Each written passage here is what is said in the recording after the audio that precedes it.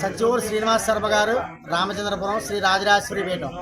ప్రతి సంవత్సరం కూడా దేవీ నవరాత్రుల సందర్భంలో ప్రతి సంవత్సరం అమ్మవారికి నవరాత్రులు జరుగుతాయి. ఆ నవరాత్రుల అనంతరం పూజా కార్యక్రమం అయిన తర్వాత, నవరాత్రి దీక్ష అయిన తర్వాత ఈ యొక్క అన్న సమారాధన కార్యక్రమం, అన్నదానం అనకూడదు, దేవుడు దానం చేయడం వల్ల సరిపోం, అన్న సమారాధన అన్నారు. అందుచేత పెడతామన్నమాట. అది ఆశ్వీజ మాసం అవచ్చు, కార్తీక మాసం అవచ్చు.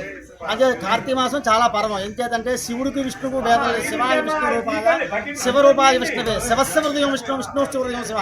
శివకేశువులు ఎలాగో, భార్యాభర్తలు ఎలాగో శివకేశువులు అలాట. అందుచేత మహావిష్ణు ప్రీతికరమైంది విష్ణు ప్రోక్తం, రుద్ర ప్రోక్తం అనేది కార్తీక మాసం. ఇది కృత్తికా నక్షత్రం పౌర్ణమి నాడు వస్తుంది కాబట్టి కార్తీక మాసం అంటారు. ఇటువంటి కార్తీక మాసంలో అన్న సమారాధన తిన్నా, బ్రాహ్మణు యొక్క అన్నం తిన్నా మీకు దేహశుద్ధి అయ్యి అఖండ రాజయోగం పడుతుందని వేదంలో ఉందన్నమాట. బ్రాహ్మణ అన్నం, బ్రాహ్మణోవి సర్వాదేవత ఏవతీర్వే సర్వాదేవత ప్రీణాతి. అన్నదానం, గజగురు సహస్రం, గోకులం భూమి దానం.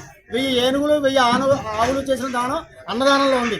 ఎంత డబ్బు ఇచ్చినా కూడా ఇంకా తేవాలంటాం. అన్నం పెట్టి కాస్త చాలనిపిస్తాం అన్నమాట. అన్నం పరబ్రహ్మ స్వరూపం. అర్థమైనా? అన్నపూర్ణే సదాపూర్ణే.